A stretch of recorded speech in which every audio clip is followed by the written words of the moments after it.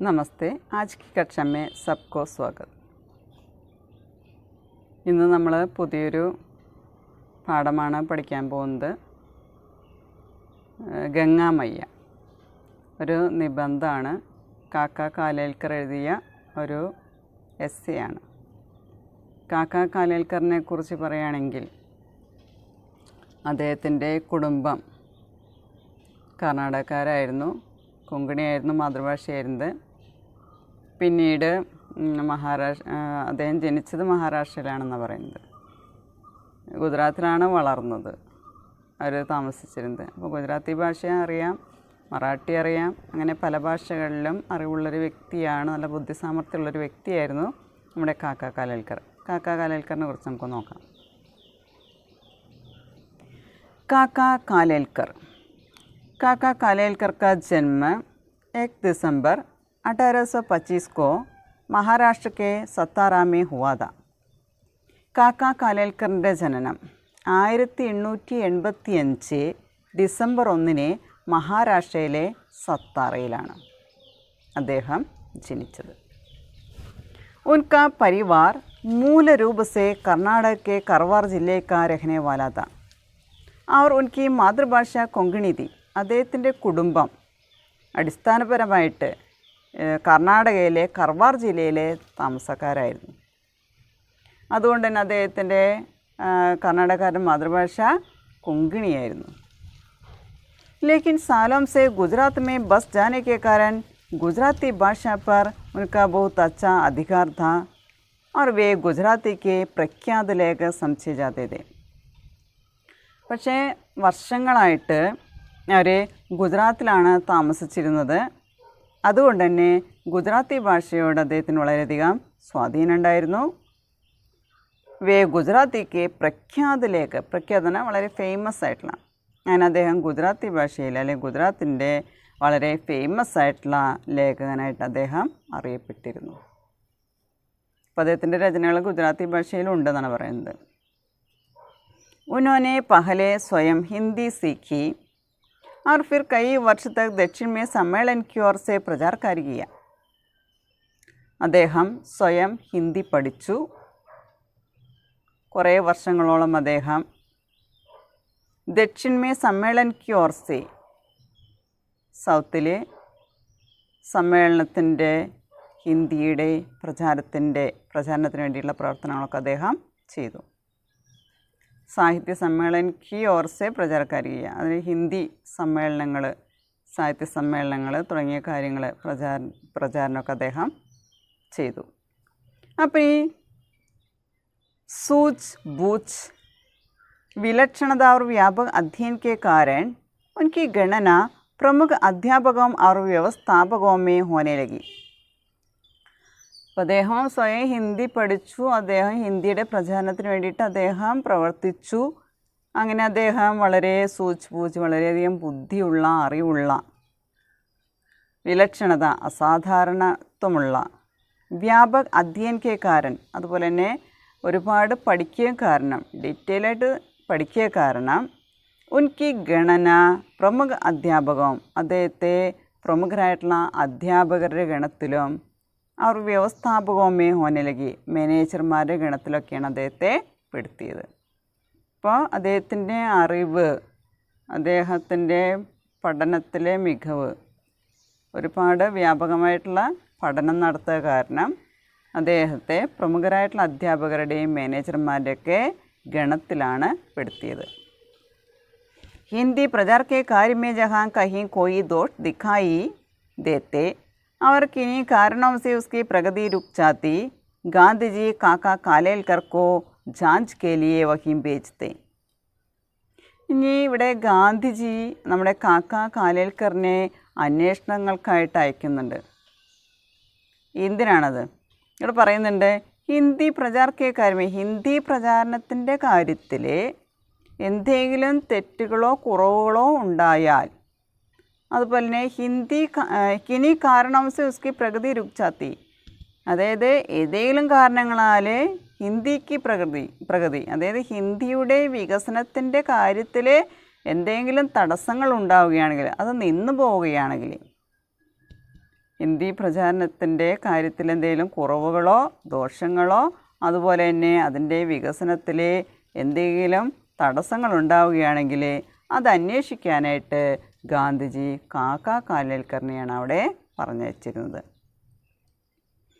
इस प्रकार के नाचुक काम കാക്ക കാലേൽക്കർ ने സദാ സഫലത സേ കിയെ.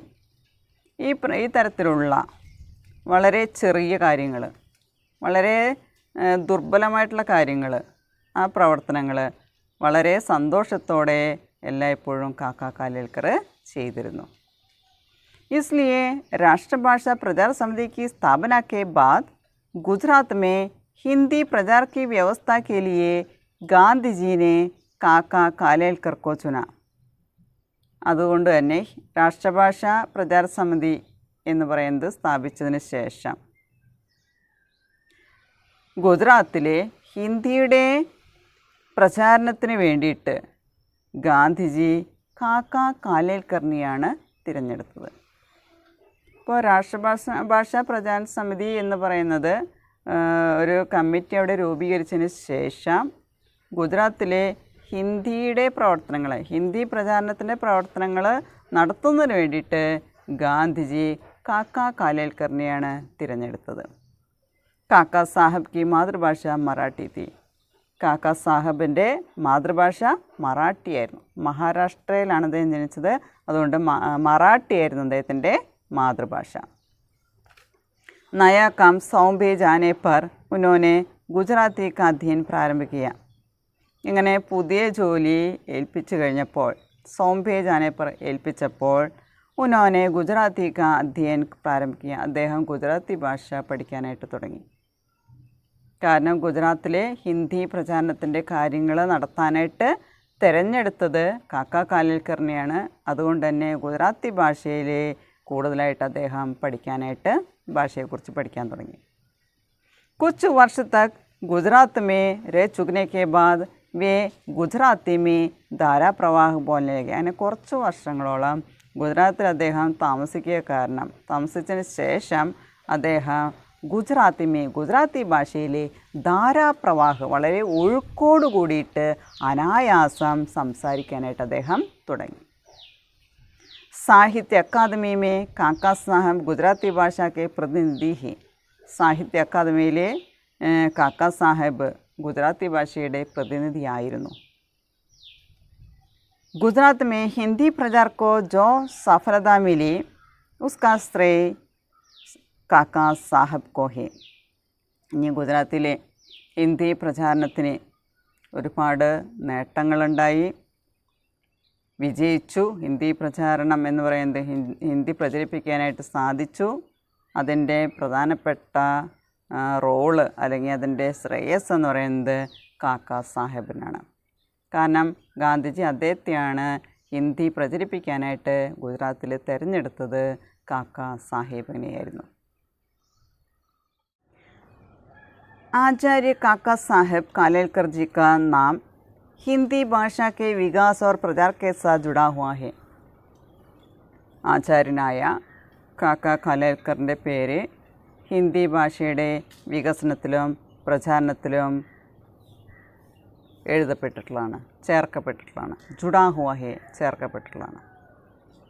അപ്പോൾ ഹിന്ദി ഭാഷയുടെ വികസനം അതുപോലെ തന്നെ പ്രചാരണം, ഈ രണ്ടിൻ്റെ പേരിലും കാക്ക കാലേൽക്കറിൻ്റെ പേര് വളരെയധികം എടുത്തു പറയേണ്ടതാണ്. 1938 में दक्षिण भारत हिंदी प्रचार सभा के अधिवेशन में भाषण देते हुए उन्होंने कहा था, राष्ट्रभाषा प्रचार हमारा राष्ट्रीय कार्यक्रम है. 1938 ദക്ഷിണ ഭാരത ഹിന്ദി പ്രചാര സഭ, ദക്ഷിണ ഭാരത ഹിന്ദി പ്രചാര സഭയുടെ അധിവേശന്മേ അല്ല സമ്മേളനം നടത്തണം. സമ്മേളനം നടക്കുന്ന സമയത്ത് ഭാഷൺ ദേത്തെ ഹുയെ, അവിടെ പ്രസംഗിക്കുകയാണ് അദ്ദേഹം. എന്താണ് ആ പ്രസംഗത്തിൽ പറയുന്നത്? ഉന്നോനെ കഹാത, അദ്ദേഹം പറയുമായിരുന്നു, രാഷ്ട്രഭാഷാ പ്രചാർ ഹമാര രാഷ്ട്രീയ കാര്യക്രം ഹേ. രാഷ്ട്രഭാഷാ പ്രചാരണം എന്ന് പറയുന്നത്, രാഷ്ട്രഭാഷ പ്രചരിപ്പിക്കുക എന്ന് പറയുന്നത് നമ്മുടെ ദേശീയ പരിപാടിയാണ്. ഹമാര നാഷണൽ പ്രോഗ്രാം ഹേ, നമ്മുടെ ദേശീയ പരിപാടിയായിട്ടാണ് അദ്ദേഹം പറയുന്നത്. अपने इसी वक्तव्य पर दृढ़ रहते हुए उन्होंने हिंदी के प्रचार को राष्ट्रीय कार्यक्रम को दर्जा दिया. अपने इसी वक्तव्य पर, ഈ സ്റ്റേറ്റ്മെൻറ്റ്, ഈ പ്രസ്താവന, വക്തവ്യ, ഈ സ്റ്റേറ്റ്മെൻ്റ് അല്ലെങ്കിൽ ഈ പ്രസ്താവനയിൽ ദൃഢ രഹത്തെ ഹുയെ, ഉറച്ചു നിന്നുകൊണ്ട്, ഉന്നോനെ ഹിന്ദിക്ക് പ്രചാർക്കോ, അദ്ദേഹം ഹിന്ദി പ്രചാരണത്തിന് വേണ്ടിയിട്ട് രാഷ്ട്രീയ കാര്യക്രം കാ ദർജ ദിയ, ഹിന്ദിയുടെ പ്രചാരണം എന്ന് പറയുന്നത് ഒരു നാഷണൽ പ്രോഗ്രാം എന്ന് പറയുന്ന ഒരു ഗ്രേഡ് അല്ലെങ്കിൽ ഒരു പദവി അതിന് കൊടുത്തു എന്ന് പറയുന്നത്.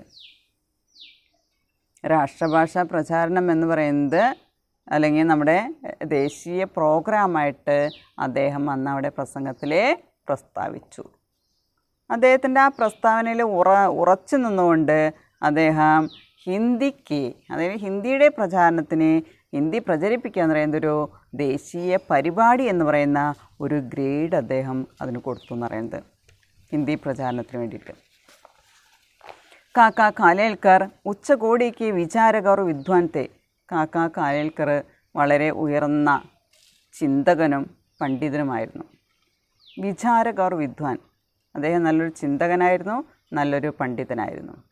ഉൻകാ യോഗ്ദാൻ ഹിന്ദി ഭാഷയ്ക്ക് പ്രചാർ തക് ഹി സീമിത് നഹീ താ, അദ്ദേഹത്തിൻ്റെ സംഭാവന എന്ന് പറയുന്നത് യോഗ്ദാൻ ഹിന്ദി ഭാഷയ്ക്ക് പ്രചാർ തക് ഹി, ഹിന്ദി ഭാഷയുടെ പ്രചാരണം, ഹിന്ദി ഭാഷ പ്രചരിപ്പിക്കുക എന്നുള്ളതിൽ മാത്രം സീമിത് നഹീ താ, ആ പരിധിയുടെ ഉള്ളിൽ ഒതുങ്ങി നിന്നിരുന്നില്ല, ആ ലിമിറ്റ് ഉണ്ടായിരുന്നില്ല. അപ്പോൾ ഹിന്ദി ഭാഷയുടെ പ്രചാരണം മാത്രമായിരുന്നില്ല അദ്ദേഹത്തിൻ്റെ ലക്ഷ്യം, അതിൽ മാത്രം അദ്ദേഹം ഒതുങ്ങി നിന്നിരുന്നില്ല, പരിധി ഉണ്ടായിരുന്നില്ല. ഉൻകി അപ്നി മൗലിക രചനാവും സെ ഹിന്ദി സാഹിത്യ സമൃദ്ധ ഹുവ, അദ്ദേഹത്തിൻ്റെ ബേസിക്കായിട്ടുള്ള രചനകൾ മുഖേന, അദ്ദേഹത്തിൻ്റെ പ്രധാനപ്പെട്ട രചനകൾ മുഖേന ഹിന്ദി സാഹിത്യത്തെ സമൃദ്ധമാക്കി എന്നാണ് പറയുന്നത്. അപ്പോൾ ഹിന്ദി ഭാഷ പ്രചരിപ്പിക്കുന്ന ഒരു കാര്യത്തിൽ മാത്രമായിട്ട് അദ്ദേഹം ഒതുങ്ങി നിന്നില്ല, അദ്ദേഹത്തിൻ്റെ രചനകൾ മുഖേന ഹിന്ദി സാഹിത്യത്തെ അദ്ദേഹം സമൃദ്ധമാക്കി എന്നാണ് പറയുന്നത്. सरल और ओजस्वी भाषा में विचारपूर्ण निबंध और विभिन्न विषयों की तर्कपूर्ण व्याख्या उनकी लेखन शैली के विशेष गुण है. വളരെ ലളിതമായ, വളരെ സരളമായ, വളരെ ഓജസ് നിറഞ്ഞ ഭാഷയിൽ വളരെ വിചാരപൂർണമായിട്ടുള്ള അല്ലെങ്കിൽ ചിന്തിക്കാൻ ഉതകുന്ന തരത്തിലുള്ള ഉപന്യാസങ്ങൾ, എസ്സേകൾ, അതുപോലെ വിഭിന്ന വിഷയം കി തർക്കപൂർണ്ണ വ്യാഖ്യ, പല വിഷയങ്ങളിൽ അല്ലെങ്കിൽ വ്യത്യസ്തമായ വിഷയങ്ങളിലെ തർക്കപൂർണമായിട്ടുള്ള വ്യാഖ്യാനം, ആർഗ്യുമെൻറ്റുകൾ, അത് ഉനക്ക് ലേഖന ശൈലിക്ക് വിശേഷം ഗുൺ ഹേ, അദ്ദേഹത്തിൻ്റെ എഴുത്ത് ശൈലിയുടെ അല്ലെങ്കിൽ ലേഖന ശൈലിയുടെ അദ്ദേഹത്തിൻ്റെ പ്രധാനപ്പെട്ട ഗുണമായിട്ട് അതിനെ പറയുന്നു. അദ്ദേഹത്തിൻ്റെ സരളമായ, വളരെ ഉണർവേകുന്ന തരത്തിലുള്ള ഭാഷാശൈലിയാണ് അദ്ദേഹം ഉപയോഗിച്ചിരുന്നത്. അതുപോലെ തന്നെ വ്യത്യസ്തമായ വിഷയങ്ങളിൽ അദ്ദേഹത്തിൻ്റെ വ്യാഖ്യാനങ്ങൾ, ഇതെല്ലാം അദ്ദേഹത്തിൻ്റെ ലേഖന ശൈലിയുടെ വിശേഷപ്പെട്ട ഗുണമായിട്ട് കണക്കാക്കുന്നു. मूल रूप से विचारक और साहित्यकार होने के कारण उनकी अभिव्यक्ति की अपनी शैली थी, जिसे वह हिंदी, गुजराती, मराठी और बंगला में सामान्य रूप से प्रयोग करते थे. അപ്പോൾ മൂലരൂപ സേ വിചാരകർ സാഹിത്യകാർ ഹോനയ്ക്ക് കാരൻ, അടിസ്ഥാനപരമായിട്ട് അദ്ദേഹം നല്ലൊരു ചിന്തകനാണ്, അതുപോലെ തന്നെ സാഹിത്യകാരനാണ്. ആ ഒരു കാരണം കൊണ്ട് തന്നെ ഉൻകി അഭിവ്യക്തിക്ക് അപ്പിനി ശൈലി തീ, അദ്ദേഹത്തിൻ്റെ കാര്യങ്ങൾ വ്യക്തമാക്കാനായിട്ട് അദ്ദേഹത്തിൻ്റേതായിട്ടുള്ളൊരു ശൈലി ഉണ്ടായിരുന്നു. അത് എക്സ്പ്ലെയിൻ ചെയ്യാനായിട്ട് അല്ലെങ്കിൽ അത് വ്യക്തമാക്കാനായിട്ട് അദ്ദേഹത്തിൻ്റേതായ ഒരു ശൈലി ഉണ്ടായിരുന്നു. ജിസേ വ ഹിന്ദി, ഗുജറാത്തി, മറാഠി ഓർ ബംഗ്ലാമേ, ആ ഒരു ശൈലി അദ്ദേഹം ഹിന്ദി ഭാഷയിലെ, ഗുജറാത്തിയിലെ, മറാഠി, ബംഗ്ല തുടങ്ങിയ ഭാഷയിലെ സാമാന്യ രൂപസെ പ്രയോഗത്തെ സാധാരണയായിട്ട് അദ്ദേഹം പ്രയോഗിച്ചിരുന്നു. उनकी हिंदी शैली में एक विशेष प्रकार की चमक और व्यग्रता है जो पाठक को आकर्षित करती थी. അദ്ദേഹത്തിൻ്റെ ഹിന്ദി ഭാഷാ ശൈലിയിൽ അദ്ദേഹത്തിന് ഒരു പ്രത്യേക തരത്തിലുള്ള തിളക്കം അല്ലെങ്കിൽ ഒരു പ്രത്യേക ശോഭ തന്നെയുണ്ടായിരുന്നു, പ്രകാശമുണ്ടായിരുന്നു ഹിന്ദി ഭാഷയിൽ. അതുപോലെ തന്നെ വ്യഗ്രത ഹി ജോ പാടോക്ക് കർത്തി ഹി, അതുപോലെ തന്നെ വ്യഗ്രത, അത് ആ ഹിന്ദി ശൈലിയിലുള്ള അദ്ദേഹത്തിൻ്റെ പ്രത്യേക തരത്തിലുള്ള തിളക്കവും അതുപോലെ തന്നെ അറിയിക്കാനുള്ള അല്ലെങ്കിൽ അത് വ്യക്തമാക്കാനുള്ള കഴിവ്, ഇതെല്ലാം വായനക്കാരെ ഒരുപാട് ആകർഷിച്ചിരുന്നു. उनकी दृष्टि बड़ी सूक्ष्म थी, इसलिए उनकी लेखनी से प्रायः ऐसे चित्र बन पड़ते हैं जो मौलिक होने के साथ साथ नित्य नए दृष्टिकोण प्रदान करते रहे. ഇനി അദ്ദേഹത്തിൻ്റെ കാഴ്ചപ്പാട് ബഡി സൂക്ഷ്മതി, അദ്ദേഹത്തിൻ്റെ കാഴ്ചപ്പാടെന്ന് പറയുന്നത് വളരെ സൂക്ഷ്മമായിരുന്നു. അതുകൊണ്ട് എനിക്ക് ലേഖനീസെ, അദ്ദേഹത്തിൻ്റെ പേന കൊണ്ട് തൂലികാസെ പ്രായ ഐസെ ചിത്രം ബൻപെടുത്തേ, മിക്കവാറും ഇങ്ങനെയുള്ള ചിത്രങ്ങളാണ് അദ്ദേഹം ഉണ്ടാക്കിയിരുന്നത്. എങ്ങനെയുള്ളത്? ജോ മൗലിക് ഹോനേക്ക് സാസ നിത്യ നയ ദൃഷ്ടികോൺ, അതായത് അടിസ്ഥാനപരമാണ്, അതോടൊപ്പം തന്നെ നിത്യവും പുതിയ പുതിയ കാഴ്ചപ്പാട് പ്രദാനം ചെയ്യുന്ന രീതിയിലാണ്, അങ്ങനെയുള്ള ചിത്രങ്ങളാണ് അദ്ദേഹത്തിൻ്റെ പേന കൊണ്ട് അല്ലെങ്കിൽ തൂലിക കൊണ്ട് അദ്ദേഹം ചെയ്തിരുന്നത്. അപ്പം മൗലിക ഹോനേക്ക് സാത്ത് സാത്ത് നിത്യ നയ ദൃഷ്ടികോൺ പ്രദാൻ കർത്തേ രഹേ, അത് മൗലികമാണ്, അതോടൊപ്പം തന്നെ പുതിയ കാഴ്ചപ്പാട് നിത്യവും പ്രദാനം ചെയ്യുന്ന രചനകളാണ് അദ്ദേഹം ചെയ്തിരുന്നത്. ഉൻകി ഭാഷ അവർ ശൈലി ബടി സജി ഓർ പ്രഭാവശാലി തി, അദ്ദേഹത്തിൻ്റെ ഭാഷ അതുപോലെ തന്നെ ശൈലി എന്ന് പറയുന്നത്, എഴുതുന്ന രീതി എന്ന് പറയുന്നത് വളരെ സജീവവും വളരെ പ്രഭാവശാലിയുമായിരുന്നു. സ്വാധീനിക്കാൻ കഴിവുള്ള തരത്തിലുള്ള, വായനക്കാരെ സ്വാധീനിക്കാൻ കഴിയുന്ന തരത്തിലുള്ള ഭാഷയും ശൈലിയുമാണ് അദ്ദേഹം ഉപയോഗിച്ചിരുന്നത്. കുച്ച് ലോഗ് ഉൻകെ ഗദ്യക്കോ പദ്യമയ ടീക്ക് കർത്തേ ഹേ, കുറച്ചാളുകൾ അദ്ദേഹത്തിൻ്റെ ഗദ്യരചന കണ്ടിട്ട് അത് പദ്യമയമാണെന്ന് പറഞ്ഞിരുന്നു. അപ്പോൾ ആ ഒഴുക്കോട് കൂടിയ രചനയാണെന്നാണ് പറയുന്നത്. അതുകൊണ്ട് തന്നെ ഗദ്യം കാണുമ്പോൾ തന്നെ പദ്യത്തിൻ്റേതായിട്ടുള്ളൊരു തോന്നൽ കാണുന്ന ആളുകൾക്കുണ്ടായിരുന്നു എന്നാണ് പറയുന്നത്. उसमें सरलता होने के कारण स्वाभाविक प्रवाह है और विचारों का बाह्य होने के कारण भावों के लिए उड़ान की क्षमता है. നമ്മളെ കവിതയിൽ കാണുന്നത് പോലെ തന്നെ ഇവിടെ പറയുന്നതാണ് ഉസ്മേ സരളത ഹോനയ്ക്ക് കാരൻ, അതായത് അദ്ദേഹത്തിൻ്റെ ഗദ്യരചനയിൽ വളരെ ലാളിത്യത്തോടുകൂടി വളരെ സരളമായ രീതിയിലാണ് അത് എഴുതിയിരുന്നത്. അതുകൊണ്ട് തന്നെ അതിൻ്റേതായിട്ടുള്ളൊരു സ്വാഭാവികമായിട്ടുള്ള നേച്ചുറലായിട്ടുള്ളൊരു ഒഴുക്കുണ്ടായിരുന്നു, സ്വാഭാവികമായുള്ളൊരു പ്രവാഹം, ഒരു ഒഴുക്ക് അദ്ദേഹത്തിൻ്റെ രചന കാണുമ്പോൾ നമുക്ക് അറിയാനായിട്ട് സാധിക്കും. ആ ഒരു വിചാരമൊക്കെ ബാഹുല്യം ഹോനേക്കാരൻ, അതായത് ഒരുപാട് വിചാരങ്ങൾ ഭാവങ്ങളിലേക്ക് ബാഹുല്യം കാരണം ഭാവം കേലിയെ ഉടാൻകി ക്ഷമത, അദ്ദേഹത്തിൻ്റെ ഭാവനകളൊക്കെ നമ്മളെന്താ പറയുക, പറക്കാൻ കഴിവുള്ള തരത്തിലുള്ള ഭാവനകളായിരുന്നു. ഒരുപാട് ചിന്താശീലനായിട്ടുള്ള അല്ലെങ്കിൽ ചിന്തിക്കാൻ കഴിവുള്ളൊരു വ്യക്തിയാണ്. അതുപോലെ തന്നെ അദ്ദേഹത്തിൻ്റെ ചിന്തകൾ കാരണം തന്നെ ഇവിടെ അദ്ദേഹത്തിൻ്റെ അദ്ദേഹത്തിൻ്റെ ഭാവനകൾ എന്താ പറയുക, ചിറകുവിടർത്തി പറക്കാൻ കഴിയുന്ന തരത്തിലുള്ള, അത്രയും കഴിവുള്ള തരത്തിലുള്ള രചനകളാണ് അദ്ദേഹം ചെയ്തിരുന്നത്. उनकी शैली प्रबुद्ध विचार की सहज उपदेशात्मक शैली है जिसमें विद्वत्ता, व्यंग्य, हास्य, നീതി സബി തത്വ വിദ്യമാൻ ഹേ. ഇനി അദ്ദേഹത്തിൻ്റെ ശൈലി എന്ന് പറയുന്നത് പ്രബുദ്ധ വിചാർക്കി സഹജ ഉപദേശാത്മക ശൈലി ഹേ, പ്രബുദ്ധ ചിന്തകളുടെ, അതായത് ബുദ്ധിപരമായിട്ടുള്ള ഒരുപാട് ചിന്തകളുടെ വളരെ സഹജമായിട്ടുള്ള വളരെ സ്വാഭാവികമായിട്ടുള്ള ഉപദേശാത്മക ശൈലിയാണ്. അതിലെ പാണ്ഡിത്യം, അറിവ്, വ്യംഗ്യം, ഹാസ്യം, നീതി ഇതെല്ലാം അതിൽ നിറഞ്ഞു നിന്നിരുന്നു. അപ്പോൾ അദ്ദേഹത്തിൻ്റെ ഉപദേശാത്മക ശൈലിയിൽ അദ്ദേഹത്തിൻ്റെ അറിവ്, അതുപോലെ തന്നെ നമ്മൾ പറയുക പരിഹാസം, വ്യംഗ്യം, അതുപോലെ ഹാസ്യം, തമാശകൾ, അതുപോലെ നീതി തുടങ്ങിയ എല്ലാ തത്വങ്ങളും അതിൽ ഉൾപ്പെട്ടിരുന്നു. കാക്കാ സാഹബ് മഞ്ചേ ഹുയെ ലേഖക് തെ. ഈ കാക്കാ സാഹബ് മഞ്ചേ ഹുയ എന്ന് പറഞ്ഞാൽ വെൽ പ്രാക്ടീസ്ഡായിട്ടുള്ളൊരു ലേഖകനായിരുന്നു. കിസി ബി സുന്ദർ ദൃശ്യ കാ വർണ്ണൻ അഥവാ പേച്ചീദ സമസ്യ കാ സുഗം വിശ്ലേഷൺ ഉൻകെ ലിയെ ആനന്ദ് കാ വിഷയ രഹി. ഇനി വളരെ പ്രാക്ടീസ്ഡായിട്ടുള്ള വളരെ എക്സ്പീരിയൻസ്ഡ് ആയിട്ടുള്ള ഒരു സാഹിത്യകാരനാണ്, ഒരു ലേഖകനാണ് കാക്കാ സാഹബ് എന്ന് പറഞ്ഞു. അദ്ദേഹം ഏതെങ്കിലും വളരെ സുന്ദരമായിട്ടുള്ള ദൃശ്യങ്ങളുടെ വർണ്ണനയായാലും പേച്ചീത സമസ്യയൊക്കെ സുഖം വിശ്ലേഷണം. പേച്ചീത എന്ന് പറഞ്ഞാൽ വളരെ കുഴപ്പം പിടിച്ച കുഴഞ്ഞു മറിഞ്ഞു കിടക്കുന്ന പ്രശ്നങ്ങൾ, അതിനെ സുഖം വിശ്ലേഷൺ വളരെ സുഗമമായിട്ട് വളരെ എളുപ്പത്തിൽ വ്യാഖ്യാനിക്കുക, എക്സ്പ്ലെയിൻ ചെയ്യുക. ഇതിലൊക്കെ അദ്ദേഹത്തിന് ഒരുപാട് ആനന്ദം കിട്ടിയിരുന്നു. അതെല്ലാം അദ്ദേഹത്തിന് ഇഷ്ടപ്പെട്ട വിഷയമായിരുന്നു എന്നാണ് പറയുന്നത്. उन्होंने देश विदेशों का भ्रमण कर वहाँ के भूगोल का ही ज्ञान नहीं कराया, अपितु उन प्रदेशों और देशों की समस्याओं, उनके समाज और उनके रहन सहन, उनकी विशेषताओं इत्यादि का स्थान स्थान पर अपनी पुस्तकों में बड़ा सजीव वर्णन किया है.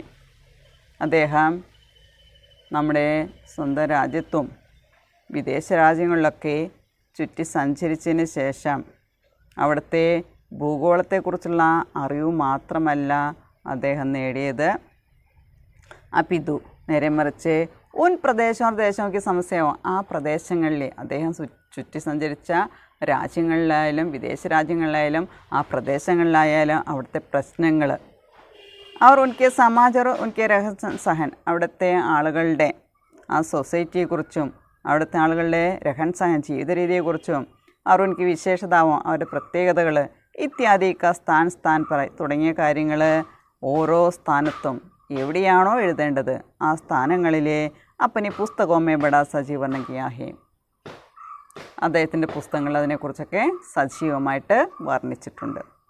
ഇപ്പോൾ ഭൂഗോളത്തിൻ്റെ അറിവ് മാത്രമല്ല അവിടുത്തെ പ്രശ്നങ്ങൾ, ആളുകൾ, അവരുടെ പ്രത്യേകതകൾ, അവരുടെ ജീവിത രീതി തുടങ്ങിയ കാര്യങ്ങളും കൂടി അദ്ദേഹത്തിൻ്റെ പുസ്തകങ്ങളിൽ വളരെയധികം വർണ്ണിച്ചിട്ടുണ്ട്.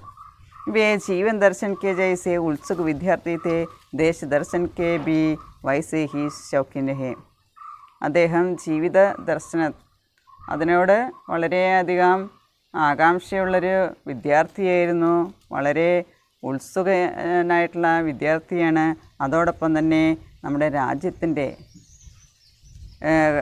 ദേശ് ദർശൻ കെ ബി, നമ്മുടെ രാജ്യത്തോടുള്ള നമ്മുടെ കാഴ്ചപ്പാട്, അതിനെക്കുറിച്ച് ആ ദർശനം അതിനെക്കുറിച്ചും അദ്ദേഹം വളരെ ഇൻട്രസ്റ്റഡ് ആയിരുന്നു, താല്പര്യമുള്ള വ്യക്തിയാണ്. അപ്പോൾ ജീവിത ദർശനത്തോടൊപ്പം തന്നെ നമ്മുടെ ദേശദർശനം എന്ന് പറയുന്ന ചിന്തയിലും അദ്ദേഹം വളരെയധികം ഇൻട്രസ്റ്റഡ് ആയിട്ടുള്ള ഒരു വ്യക്തിയാണ്.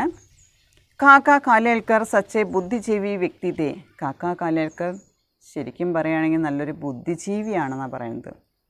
വളരെ ഇൻ്റലിജൻ്റ് ആയിട്ടുള്ള വളരെ ബുദ്ധിസാമർഥ്യമുള്ള ഒരു വ്യക്തിയായിരുന്നു കാക്ക കാലേൽക്കർ. ലിഗ്ന സദാസേ ഉൻക വ്യസൻ ഥാ, അദ്ദേഹത്തിൻ്റെ ഒരു വീക്ക്നെസ് ആയിരുന്നത് എഴുതുക എന്ന് പറയുന്നത്. ലിഗ്ന സദാസേ ഉൻക വ്യസൻ ഥാ, അദ്ദേഹത്തിൻ്റെ വീക്ക്നെസ് ആയിരുന്നു, അദ്ദേഹത്തിൻ്റെ ഒരു ഇഷ്ടപ്പെട്ട ഒരു കാര്യമായിരുന്നു, അല്ലെങ്കിൽ അദ്ദേഹത്തിന് ദുഃഖം തന്നെയായിരുന്നു. എഴുത്തെന്ന് പറയുന്നത് അദ്ദേഹത്തിൻ്റെ ഒരു വീക്ക്നെസ് ആയിരുന്നു. सार्वजनिक कार्य की अनिश्चितता और व्यस्तताओं के बावजूद यदि उन्होंने 20 से ऊपर ग्रंथों की रचना कर डाली, इस पर किसी को आश्चर्य नहीं होना चाहिए.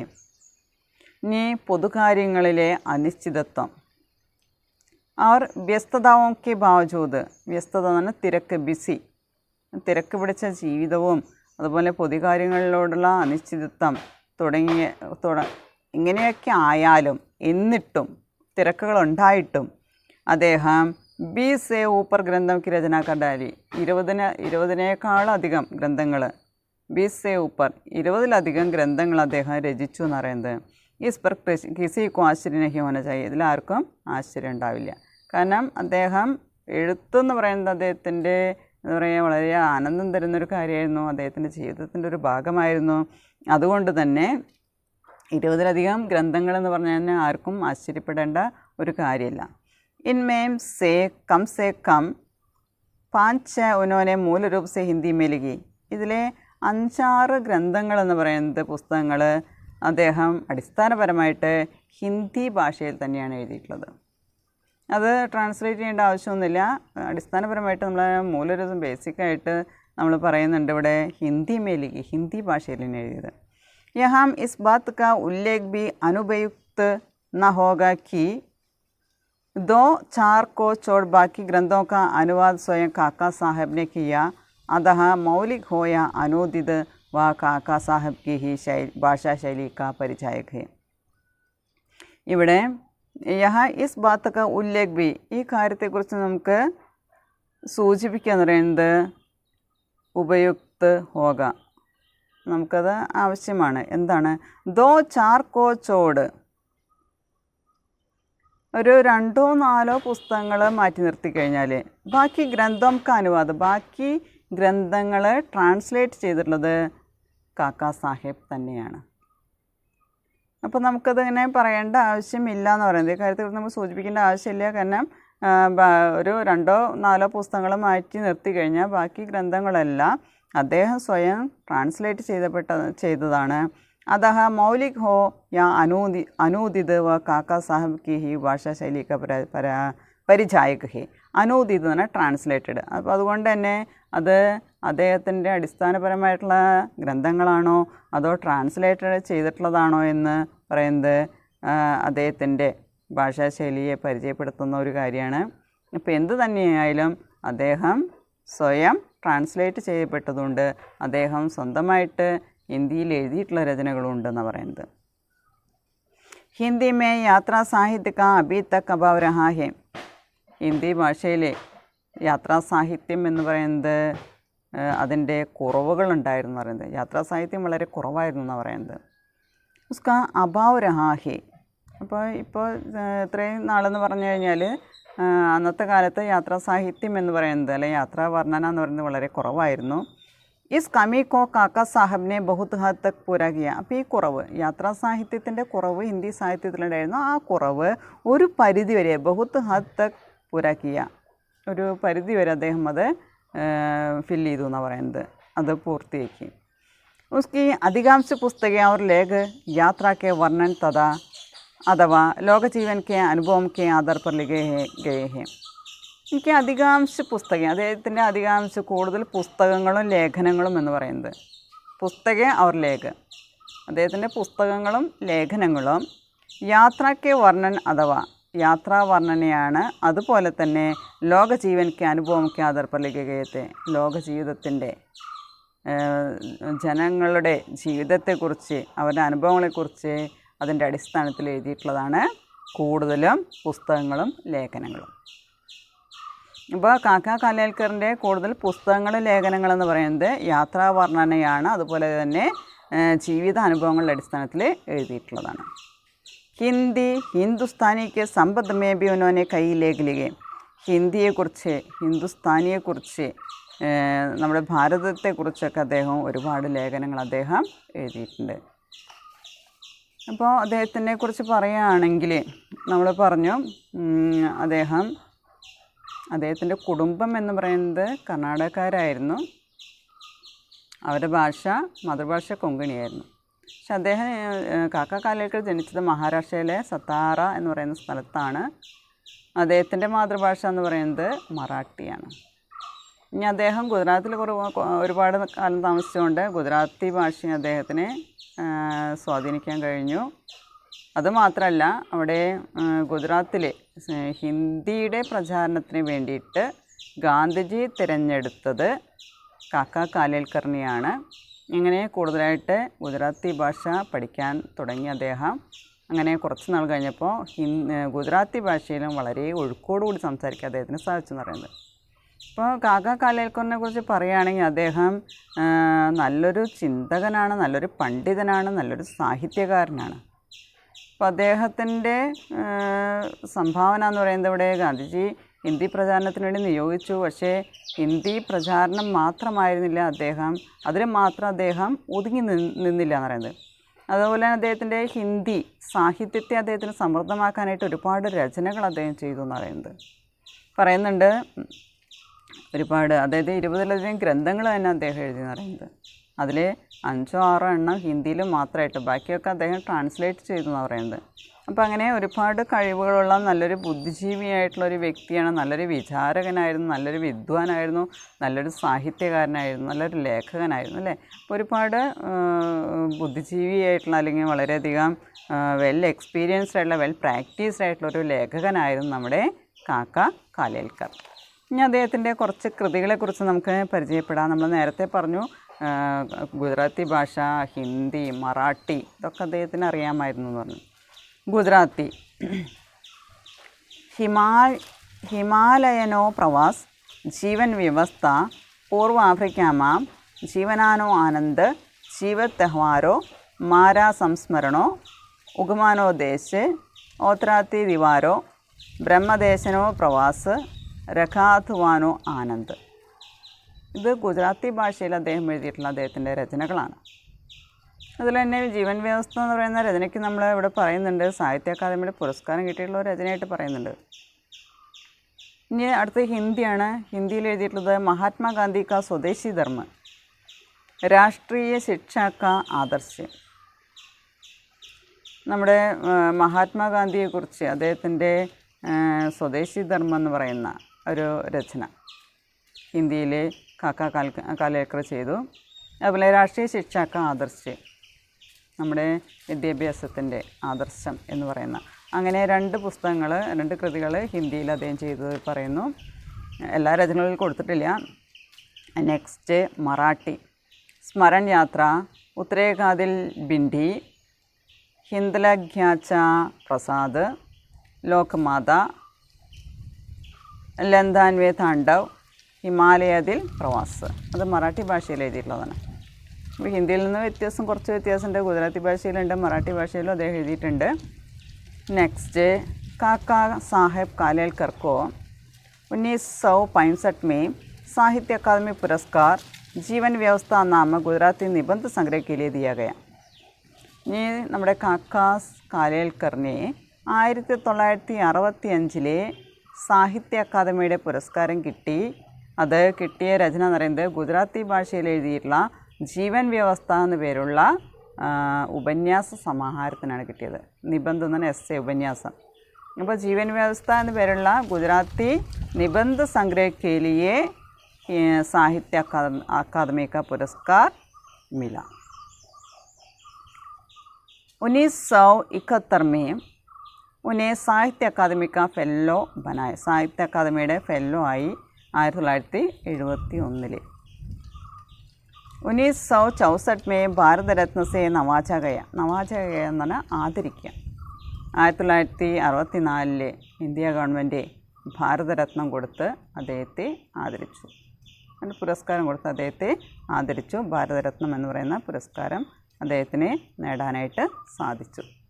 കാക്ക കാലേൽക്കർ ജി കാ നിധൻ 22 अगस्त 1981 में 96 साल की उम्र में हुआ. കാക്ക കാലേൽക്കറിൻ്റെ മരണം 96ാമത്തെ വയസ്സിലാണ് അദ്ദേഹം മരിച്ചതെന്ന് പറയുന്നത്. 1981 ഓഗസ്റ്റ് 21. 1885 ഡിസംബർ 1 അദ്ദേഹം ജനിച്ചത്. ഏകദേശം 100 വർഷങ്ങളോളം, അതായത് 18ാം നൂറ്റാണ്ട് 1885 ജനിച്ചു. 1981 അദ്ദേഹം മരിക്കുന്നത്. 96 വയസ്സ് പ്രായമുള്ളപ്പോഴാണ് അദ്ദേഹം മരിക്കുന്നത്. ഒരുപാട് കാലം ജീവിച്ചിരുന്ന, ഹിന്ദി സാഹിത്യത്തിന് വേണ്ടി ഒരുപാട് സംഭാവന ചെയ്ത, ഹിന്ദിയുടെ പ്രചാരണത്തിന് വേണ്ടിയിട്ട് ഒരുപാട് സംഭാവന ചെയ്ത ഒരു വ്യക്തിത്വമാണ് കാക്ക കാലേൽക്കർ. Okay, thank you.